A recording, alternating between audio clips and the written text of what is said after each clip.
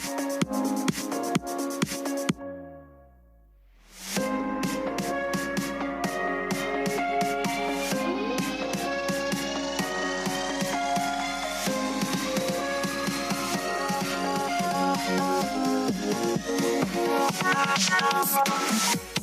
episode of the Pu'u Muay Thai podcast is brought to you by pmtlifestyle.com, authentic Muay Thai lifestyle by Pu'u. Definitely go check out the website at pmtlifestyle.com for some awesome lifestyle merchandise. That's for those of you out there either involved in Muay Thai, looking at getting involved in Muay Thai, and embrace a healthier lifestyle to live the life of a Nak Muay. Go check it out.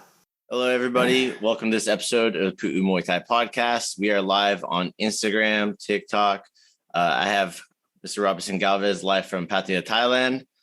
We were just catching up a little bit. Say hi, Robinson. How you doing, guys? Yeah. So we were just talking a little bit about like what you've been doing in Thailand. You're out there for a 3-month stint. Yeah. And, you're fighting out of Phase 3 martial arts. Where's Phase 3 at? Where are they based out of? Yeah, so Phase 3 is in Santa Rosa, California. It's kind of in the heart of Sonoma County.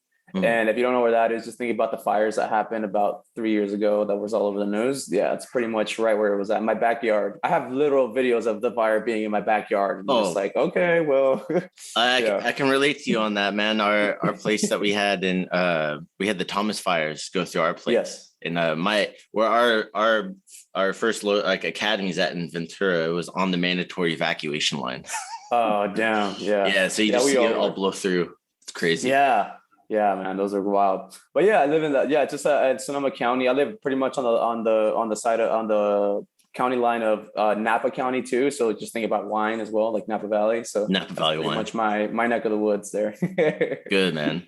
Yeah. So how long have you been doing martial arts for? So I actually went when I was in high school, I was about 15, 16, and I don't even really remember honestly, but I did like a little stint. And it was never consistent. It was like 3 months here, like take 6 months off, or the program would be out because I was actually raised in a small town, 7,000 people. So it's not like damn, that is small. Yeah, so it's not like there was like people there constantly. A lot of the time, it was me and my trainer. So there was like on and off, and 15 to like maybe 17 before I ultimately decided to take a break. But when I was doing that, I was so sold I wanted to be a fighter. Like I was like doing my senior project and like, what do you want to do with your life? I want to be a fighter. And even though I had been training for very long, but I took a rib injury and got scared. Being my senior year of high school, I decided to do trade school, took a few years off. And then as soon as I graduated trade school, I decided I wanted to be a fighter. So I've been training for about 5 years now. And I started a month before my 21st birthday. Damn, man. So how old are you now? I'm 26. You're 26. Perfect time to be doing what you're doing. There you go. Yeah, man. Right in the prime years. Yeah, it's a good time to be involved and to pull that trigger and make that jump over to Thailand. So how do you went to Thailand once before, right?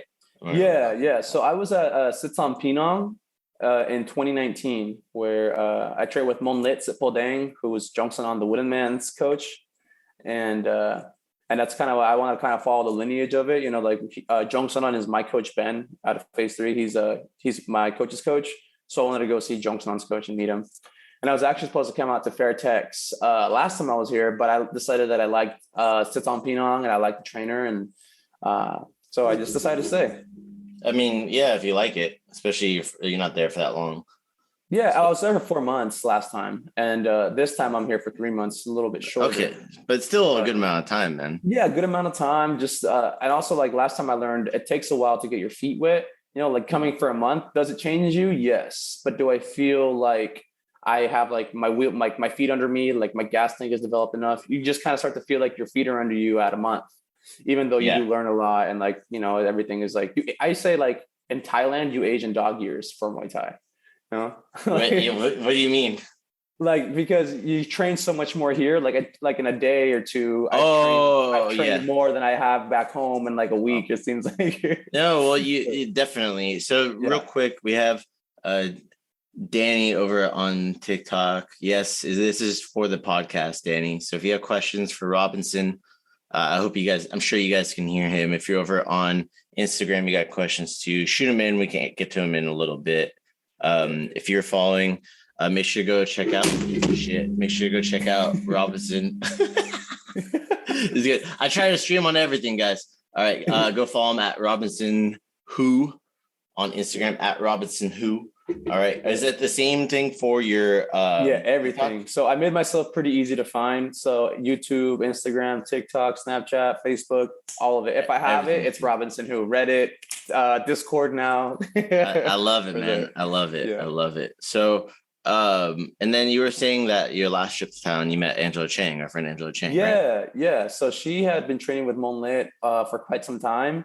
And she was there for a month when I first got there. And then she had to come back to the States for a couple months when I was there in the middle. But then that last month, I got to hang out with her as well and train with her. Yeah. Sweet, man. Yeah, she's a great person. Great fighter too. I saw a video on your Reels. I shared it. It was like I think it was that when you were training in Mexico? Yeah, so that's me hitting pads with my uncle. So I had just discovered that I had uncles that were pro boxers in Mexico. Oh shit! And that uncle in particular had won the Mexico Golden Gloves as an amateur and was selected to either. He basically had a choice to go to the Olympics or to go pro. But naturally, in Mexico, you want to go pro because you make money. You know this. Yeah. So he went pro rather than going to the Olympics. But as soon as I found out he was a pro boxer and he was my uncle, I went to go train with him every day. And we were just hitting pads in that backyard. And we would go by like this little waterfall and just like, it was basically like Spartan like workouts, you know, like he'd hang me off of like the side of like a waterfall, like a wall of the waterfall that's going this way and have me do sit-ups and like back crunches, and I would just like do like go run down these like dirt trails, and just really it was just using what we got. And he filled up like a potato sack with sand, and that was my punching bag. And you know, so we were just trying to make the most of what we had. I bought some mitts. I bought some mitts, and I bought a jump rope and bought some hand wraps, and that's what we made do. So we were training every day, and yeah, it was cool to train with somebody like that. He actually fought some big names back in the day. He fought on Don King Promotions. Oh shit! And, yeah, he was doing a lot. Yeah, he made it pretty deep. That was his life, and you know he had some stuff happen in his life that's still pretty confusing to me. So I don't really know what happened, but I know that it kind of steered him off the fighting path. But as we know, it happens. Yes, we see it. You've been around martial arts long enough to see that. Someone over here says Robinson Pu'u. No, Robinson Who, WHO. Yeah. No relations. Yeah. No relations. So, you know, when you went through, like you said, you overcame rib injury and like you decided to go for it. What was your why behind doing what you're doing right now? Like, what is the reason why are you in Thailand? You know, why, share a little bit with us. Like, why did you decide to go back? And what is it that's motivating you right now as a fighter? Sure. So when I started training, it wasn't like a hobby. So when I started training again, I was basically like, I want to make this my life, because it was almost like out of desperation. So I graduated trade school. I felt like, you know, there's a point after high school, you break apart from all your friends and kind of adulthood kind of hits you, you know, like you're paying your own bills, you're away from your family, you don't talk to your friends as much anymore. So I felt like I pretty much had no friends. Everyone had kind of found their new cliques. I was pretty sad. I was in debt. I had just broken up with a girlfriend. I was just like feeling really, I was girlfriend. Just like, I was just like kind of down in the pits. And I decided, I was like, okay, I'm going to move back in with my family, because I feel like I'm just kind of working kind of endlessly. I had like 3 jobs. I was just working my butt off, barely getting any sleep. Like when I woke up, I'd be afraid because I didn't know what day it was. And I was like, am I late for work? So I basically was like, I felt pretty empty. And I decided for a year after I graduated trade school, I was actually trying to be an entrepreneur so I could make a bunch of money, so I could train all the time and be the best fighter in the world, pretty much. Right. Yeah. And then what I saw was that there was people my age doing great things, and I needed my youth more than I needed the money to become a successful fighter. So I decided, hey, I will live under a bridge if I need to. I will live in my car. Whatever it is, I want to make money from fighting. Yeah. So I went out looking for a gym. I just happened to find a Muay Thai gym. I wasn't necessarily like, oh, I'm going to be a Muay Thai fighter. Yeah, like this is what I'm going to do. Yeah. So, but my first coach from my hometown, his name is Jimmy. He told me, hey, man, like sometimes the best training you get is like a little hole in the walls, you know? And it's true because I mean, I've gone to big name gyms. I lived in Sacramento for a couple of years. So I trained at pretty much like the big name gyms there, or tried them out at least, and wasn't happy with the environment and the coaching that I was getting. So at the town where I lived in at the time, Santa Rosa, where I found my home gym, Phase 3 now. There's of course a big gym that I didn't have a great experience at. So I was looking at every gym to not go to the gym that I had a bad experience at. Oh yeah. So I went to Taekwondo gyms. I went to karate. I went to Wing Chun. I went to like everything, huh? Everything. Yeah. I looked up, and then the gym I'm at now was the last place on my list. And save the best for last, man. Yeah. And I couldn't find it actually. Oh, and some of the places weren't even there. Some of the places like moved locations and didn't put it on their online stuff. Yeah. So I thought this place was just like that. And I was like running around and I was like, where is this place? I parked my car. I'm like walking around. I'm like, dude, I need to find a gym today. And after talking with my coach that day, I decided, I was like, this is somewhere I want to be. Like, it was something that felt right about the gym environment. Like sometimes you go to a gym and people don't help you. Like I've been to gyms where I'm like standing around. There's like the front desk person is like looking at me and they're like, what do you almost like, what do you want? I'm like, dude, you're looking at me. Like, can you answer some of my questions? Yeah, man. So man. I was like, yeah. So I was helped right away. People were really nice. And I felt like a good connection.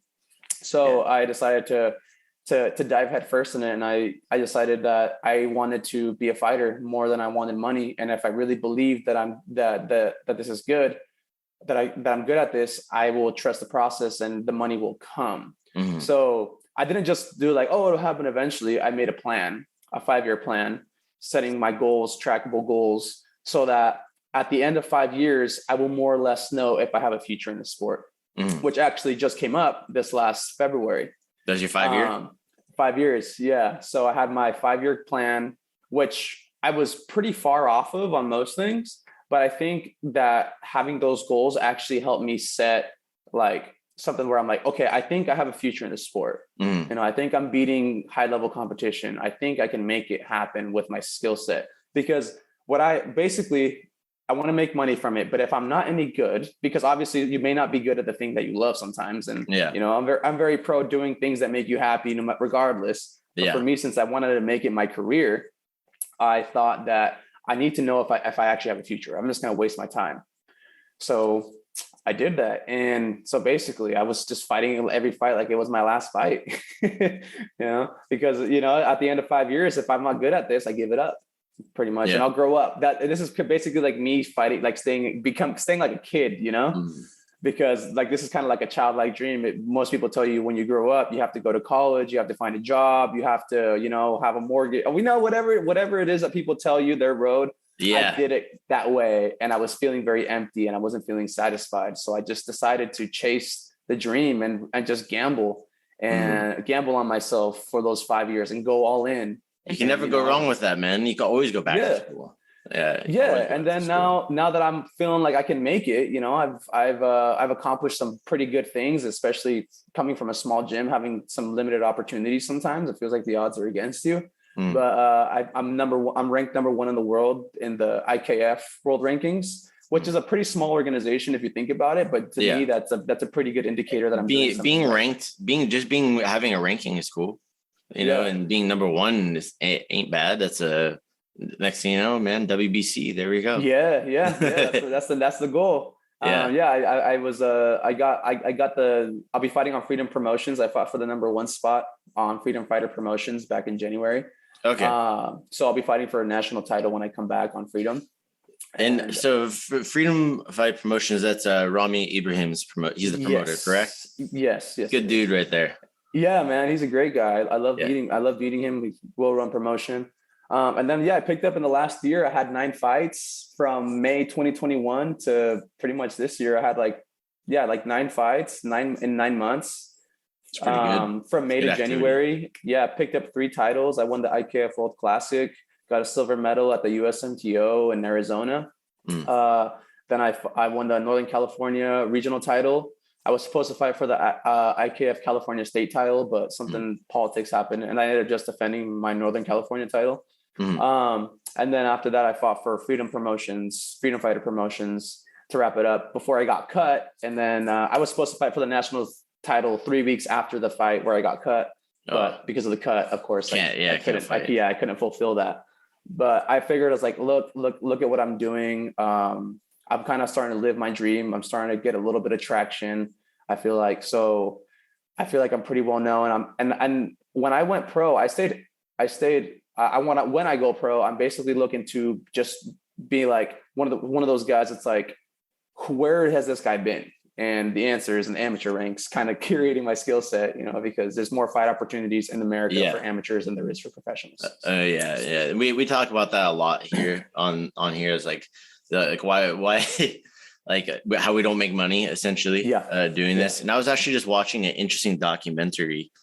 It's called Counterpunch. It's about boxers, but I saw the parallels in the Muay Thai world. So they had this guy who's an amateur boxer. He changed his name to Cam F Awesome, like legally changed it to Cam Awesome. Oh yeah. And his whole thing is he wanted to be an Olympic champion because I guess the USOC, US Olympic Committee, wouldn't give more funding to USA boxing unless they were getting medals. But the thing is, just like you were saying, people don't have incentive to stay amateur because they're not making money. Right. So they want to get paid. Same thing. You want to get paid. You want to get paid for your skills and your time. So this guy had like 300 plus amateur fights. Damn. And he was trying to get into the Olympics and stuff like that too. And they're showing this whole journey through it. But when it comes into it, it's like people are like, how come you're not fighting pro and all this stuff? And I'm sure the guy goes pro, people will be like, oh, like if you're in boxing, you know who he is. But if you don't really follow the amateur scene, you won't know who they are. Right. Whereas like the scene here in the US is very much like a lot of amateur, people fight amateur for as long as possible. And then you go pro, you go to Thailand, so that way you can get a few fights. Right. And that way you're not a pro debuter in the US where you're losing money, where you pay getting a $500 fight person, you pay $1,200 for medicals. Right? Yes. So, yes. I've been there, man. I know how that shit goes. So seeing that come together and see you doing like the right things to build your name, man. I no doubt in my mind you're gonna go somewhere with it in a good place. No, thank you. Thank you. I mean, I think for me too is it's important for me. Like I'm 21. I was 21 pretty much when I started. So it wasn't like I had a few years. Like if I started at 17, I have a few years. I could take a few losses. I can cure. I can take more break in between fights or whatever. But at 21, I really only have one crack. I go pro. I have one real good run at a title run. I can get signed to, because for me, Muay Thai is my base. So I might transition into MMA if the money's right. Because ultimately I want to get paid for my skill set. So if I get signed to UFC or Bellator, it's like I have one real good solid run at a title shot, and then or signing to one, like it's like I was gonna say, want to see, man. And I would love to right now, and I'm weighing out my options because of course I want to make my pro debut and later this year, and I want to really make some noise. But signing to one of those promotions takes time to work up the rankings. One is a little bit better, but they're a little bit newer on the scene as well. Yes. So, but UFC and Bellator, it takes time to work up the rankings, and people don't want to fight you, and there's politics, and what you have to know the right people and network. So there's stuff that's involved, right? And getting there. So I'm like, I have to do this right. I have to make sure, like when I get my shot, like nothing holds me back. My skill set's there. I'm not like just like, oh, too early, too soon, or taking losses or damage that I need to. I don't want to be begging for fights. I want to be someone who goes pro with hype. Like I've seen a lot of people go pro just to go pro, and then they have one fight, 2 fights, and then it's over, But I look at someone like Luke Lessie, who went pro with like 60 amateurs, and there's a bidding war, the people will be like, oh yeah, sign with me. So now there's a little bit more leverage on with the money. Yes, exactly. Because they built up, right? Yeah, exactly. So I was like, man, that's cool. That's more or less what I wanted to do. No, I hadn't seen anybody do it before, but like Luke is a great example of how I wanted to do it going pro. We didn't really have the opportunity to do it before. That's what happened. Yeah. There wasn't a lot of competition, period. Yeah. Yeah. So when it comes into like your fighting ability and your marketability, sounds like you're really thinking about that too for a promoter. Yes. So what would, as you go through this whole journey of building your fight career over the past 5 years, have you created like a new 3-year plan, a 5-year plan? What are you doing now? Yeah, so I'm gonna do another 5 years because I think I feel like I'm just about to enter my prime. Like I'm 26, 27 next year. I'll be going pro, and then these from 27 to 30 is going to be a real good tell of my skill set. And especially if I can establish myself as someone who's really like marketable, and a good fighter, B, someone that people can sell. I'm gonna really see if I can really do this, if I have a crack. Like if I'm like losing, if I'm like 1-8 or something as a pro or something, I'll be like, well, that sucks, and I will do that wholeheartedly because I want to find out. I'm willing to take that gamble, and I'm willing to give myself that time to grow. But from 30 to 35 is going to be the real test to see, like, especially for me, my plan started with UFC, and I'm still kind of thinking like UFC because I think as far as marketability and building a brand and getting eyes on you, UFC is the place to go. Oh, for sure. Especially there in the US until ONE FC, because ONE FC is supposed to, they were due to have their first event in Colorado this year. So I don't know what the update is on that, but until they really break through into that market, it's still a very niche. Like, well, ONE FC is very appealing to me because they're starting to pay good money for Muay Thai and K1. So maybe I don't even have to transition into MMA if they have an interest in me, and it's all, exactly. And then also I just have to make sure that I can hang with that type of competition as well. I'm at Fairtex where you have Ferrari, Fairtex, Nakrov, Stamp, Y2K, Semapat. Like you have all these great talent, and I'm like, cool. And right now it seems a little unachievable. So I have to also assess, like, will I be able to hang with these guys? You see guys in the Grand Prix that's going on with Rotang. You see some of the guys that are pretty much like I will be in their place. The names aren't rolling off the tongue right now, but they're a little bit older because most foreigners start this art a little bit older, and then they're trying to hang with the high level Thais basically in one.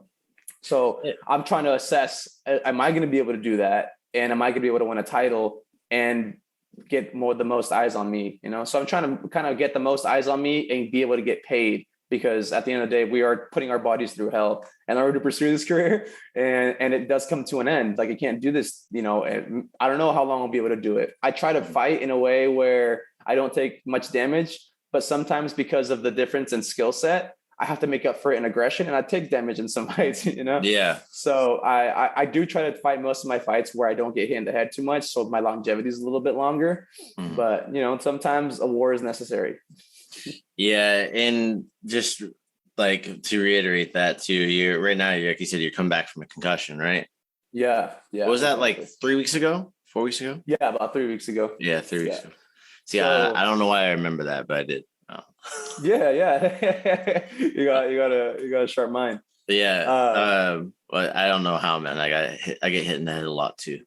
My short-term memory is really good. My long-term isn't as good. Good. Maybe I can look at a number and be like, I'll be like, hey, what's that number? I'll be like, oh yeah, it's 1-800 blah blah blah blah blah, and then I'm like, whoa, okay. Yeah, why do I remember that? Jeez. Yeah.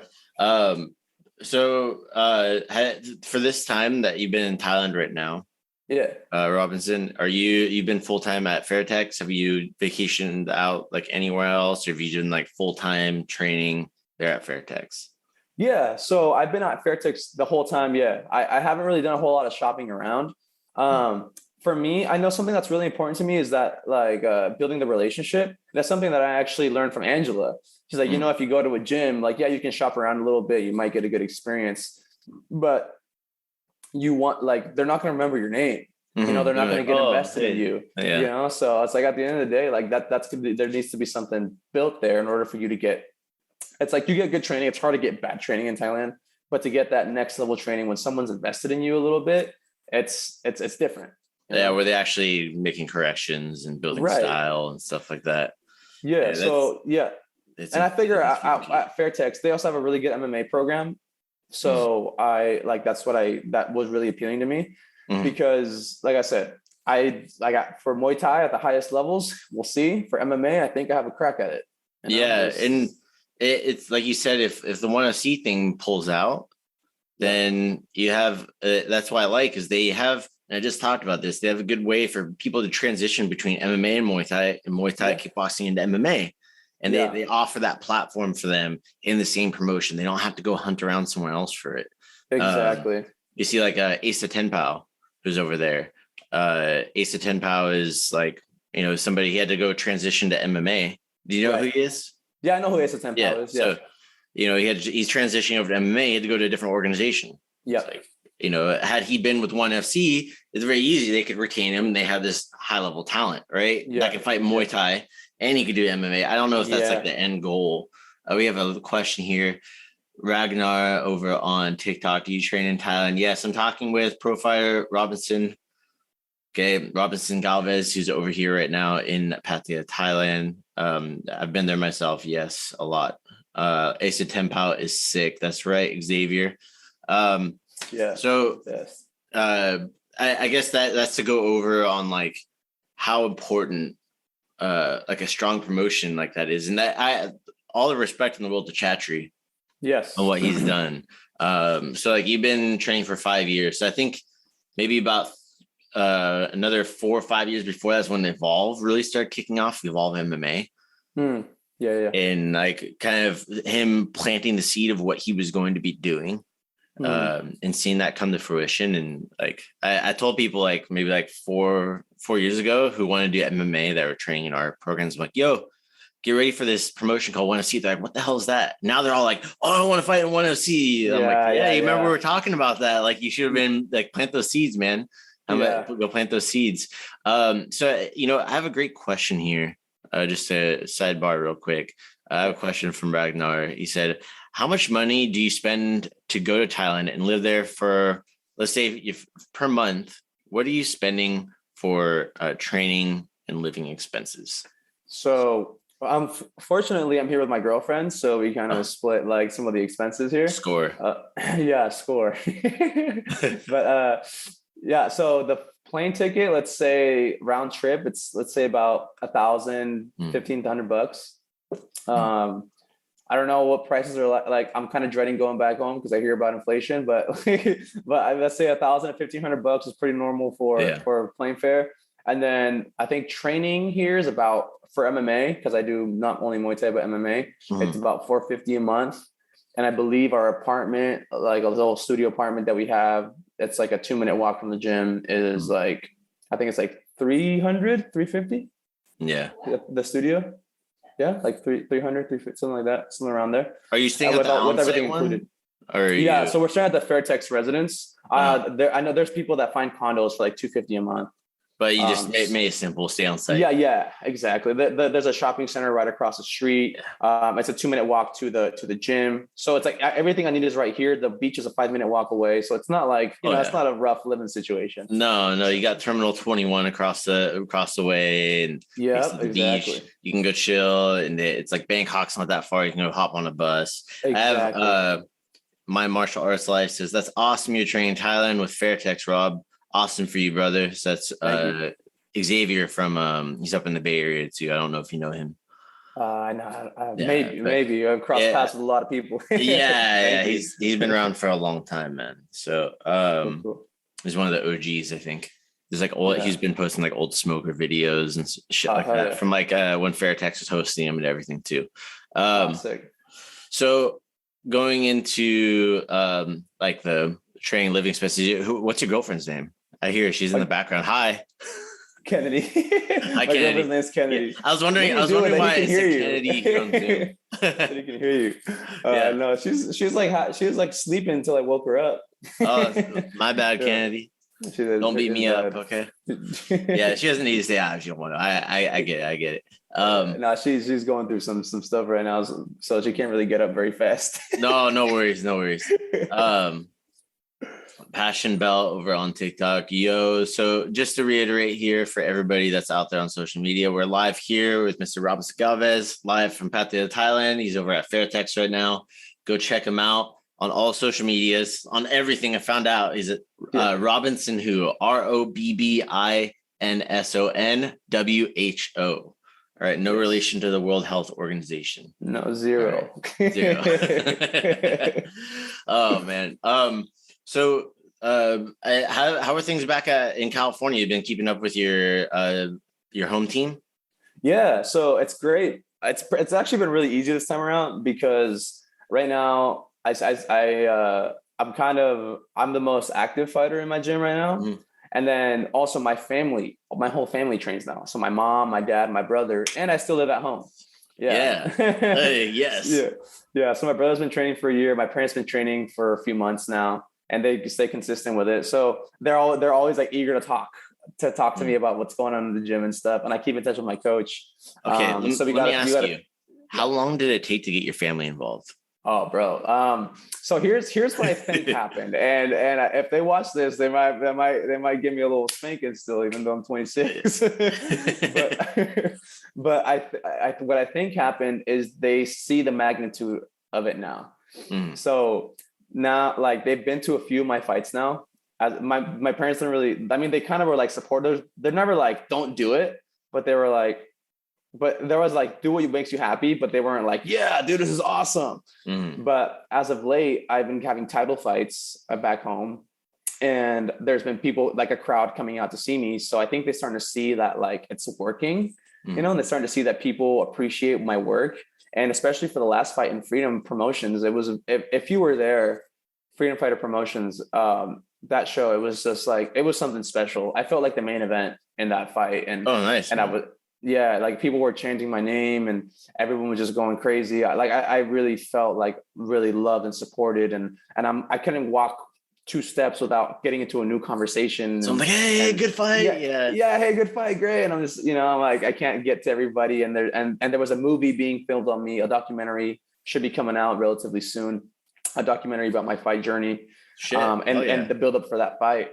So they're starting to see, like, people starting to pay attention. I'm starting to get sponsorships. I'm starting to talk about GoPro. And I've been winning consistently. I've won 9 out of my last 10 fights since I come back from Thailand. So I'm doing fairly decently. There you go. So I think they're starting to see, they want to be a part of it. They're starting to see like people like appreciate and like support me. And I think they want to be a part of that. So It took about 5 years, I'd say, for them to really want to go in. 5 years, better than me, man. It took me 10 years to get my big brother involved in it, because I'm his little brother. Yeah, he's 2 years older than me, and he always used to beat my butt and stuff like that. I've found him on here quite a few times and stuff. Oh yeah, my little brother trains too. So, but it took me again 5 years, about 4 or 5 years to get him in the gym. And it wasn't even me that talked him into it. I told my coach, like, hey, can you? Because my coach is a really good speaker.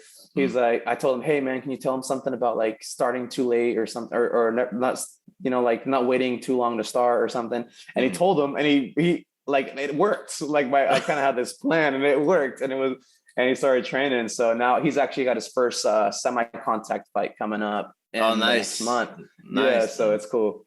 Yeah, it's cool to see the transformation. There's a question here from the right now over on TikTok. And it's a good question. I've talked about this before on my social media and stuff like that too. And I think it's like kind of going to be like an ever evolving question. Mm-hmm. It says, he's saying, I'm thinking about starting MMA and I'm 19 years old, but I'm 19. What do you think is the best martial art to begin with? It just depends what kind of fighter you want to be, in my opinion. There you go. Yeah, that's a good answer. Yeah. So like, I mean, for me, I like striking. I like hitting people, and honestly, for me, like MMA hasn't really been that hard because I wrestled on and off in high school and middle school. Oh, okay, so you had some grappling background. Yeah. I mean, I'm not like fantastic, but I more or less, I can scramble pretty decently. And I play football, which I feel like football has been the biggest help for my martial arts career. Like, Not afraid to get hit, man. Yeah. So, so it just depends what kind of fighter you want to be. For me, like a striking, I feel pretty comfortable taking people down, like slamming people. I'm not comfortable on the ground, but if you want to be like, it depends if you want to be like a Khabib. Yeah, you better have a wrestling base, right? If you want to be like Israel Adesanya, you probably want to have like a kickboxing base, Muay Thai base, something like that. It just depends who you want to be like, who you want to emulate. And so I look at the fighters that I love and appreciate, and I was like, okay, this is what I want to be. I'm definitely taking the right steps. Yeah, to the fighter you want to be, right? Yeah. So if you want to, it is an art. It is. And if you want to be like Damian Maia or somebody like that, then you probably want to be like really dive headfirst into jiu-jitsu. So look at your favorite fighters. Look at what style you want to have, and then base what martial art is the best one for you, because it's going to be different for everybody. Yeah. That's a good answer, man. For me, I'm biased, and I just straight up say, hey, you should do Muay Thai. Yeah. And I tell people that I'm extremely biased, but and this is my thoughts behind it though, is like some of the more dominant champions we're seeing come from a striking background right now. Right. And people are like, well, no, it's wrestlers. Yeah, because predominantly in the past, people that were starting MMA, they're doing good in it, had been wrestling a long time. They transitioned over to MMA. And, now we're getting people who were doing Muay Thai for a long time and fighting for peanuts, as you know. Right. Yeah. you do Muay Thai for the big bucks, right, Robbinson? Yeah. You get all the money, your, what is it, $200? Yeah, shit, I still don't make money, dog. So no. I'm still amateur. So it's crazy. Your last fight, the one at the Fairtex Fight Promotion, that was amateur, considered amateur. Well, I mean, for here there is no amateur in Thailand, Yeah. So what I did, I just distributed the money between the trainers and people that were helping me. So none of the money actually went through me. So it was handled on their end. they took the money themselves. You didn't see the money. I got it. Yeah. I didn't see the money. So cool, man. I'm looking forward to seeing how that continues to grow for you and everything. Definitely. I mean, once I get back to the States, I'll probably be amateur for maybe one more fight, because I did promise Freedom I wanted to do their fight for that national title that they got, pretty sweet belt that they got. And then maybe one amateur MMA fight, and then from there, I'm looking to go pro. I don't want to be amateur for very much longer. No, man, it's like in the worst case, if there's no activity here in North America, go to Asia. Yep, exactly. There's always shit popping off in Asia. I'm just going to say, what part? So is your family from Mexico? Yeah. What part? My parents are from Chiapas, both of them. Oh man, you got Muay Thai in Chiapas too. There's little bits. There's signs of it. They're doing fights there though. They're doing fights down in that region. I know that. Are they? Okay. Huh. Yeah. I have to check it out. I know. Yeah, actually, yes, there is. I actually did a seminar last time I went down to Chiapas. Yeah. And I was teaching a few guys, and I know that my cousin lives, like he moved there when he was like 8. So he's a teenager now. So he lives there. He lived with us for a little bit because he was doing school online. He can make some money here working. So he went back, and he's actually teaching at a couple Muay Thai gyms in Chiapas right now. So, yeah. Well, Ben, I'm going to tell you one of the places. So I was just down in Monterrey, Mexico. Oh, cool. I've been on for a couple of fights. Yeah, I brought a guy down there. He was fighting in a tournament they did like a Zuzu style tournament where you're fighting for a car. Yeah. So. Oh, what? That's tight. Yeah. I'm telling you, Mexico is where it's fucking happening, man. They had Brooke and Eddie Farrell down there in Tulum. Yeah. We just had somebody go fight down in Tulum at their fights. They're doing a good job. They brought in the WBC and all that stuff too. And they have the thing is they have the fighting infrastructure, and then WBC is backing all the Muay Thai stuff, as you see is happening in Thailand and stuff too, more and more. So they have the infrastructure, they have the ring officials, they're all trained, they're all ready to go. It's just getting the people in there and to know that it's possible for you to go fight there. And it's very similar, like the setup they had there, man, it was like stuff you'd see in Asia. The production was very high quality production. Nice. And it totally kicked all the North American promoters' asses.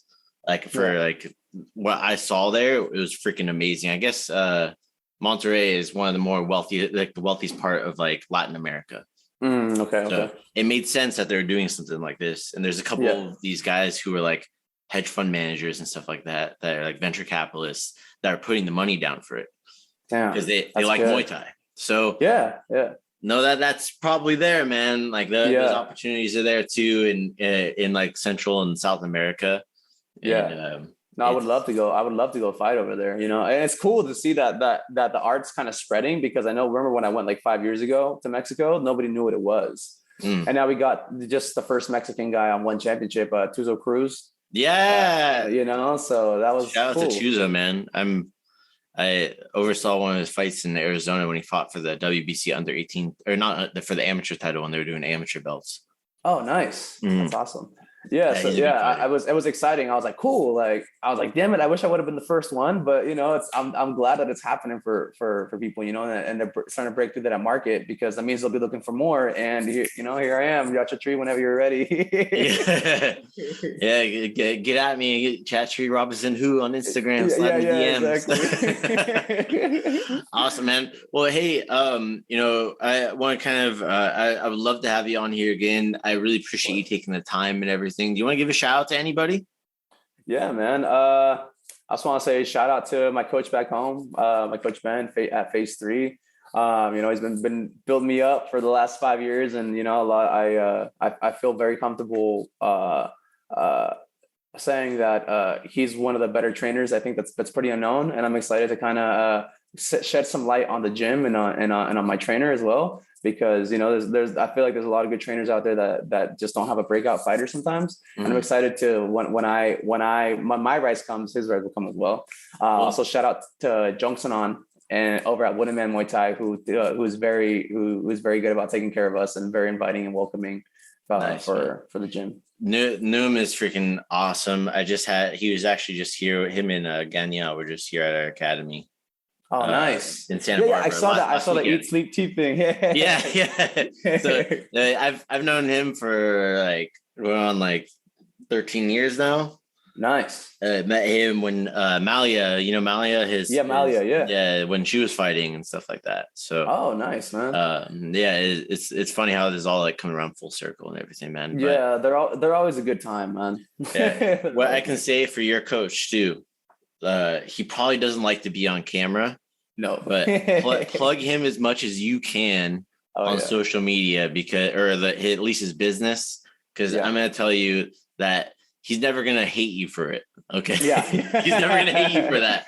He's never going to hate you for that, man. Because, you know, I feel like for us, we had no Muay Thai in our town either. So like being from like a small town, like I feel that. And that's why like you said, you're like, before we started the podcast, you see all this like, shit, dude, how are you making so much content?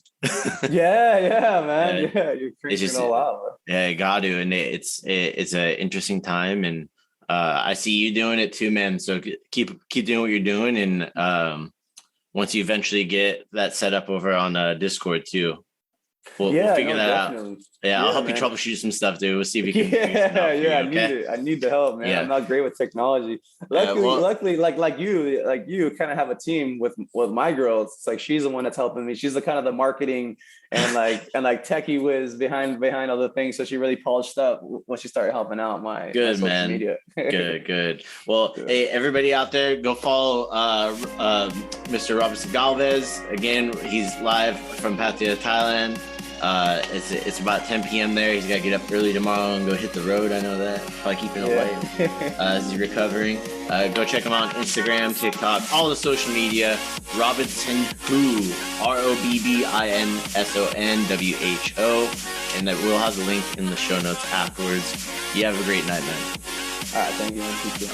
All right, that's it today, guys. Thank you so much for tuning in. If you guys are listening on iTunes, please go leave a review. It means the world to me if you enjoy the content, if you like hearing about all stuff that has to do with Muay Thai and what we're doing.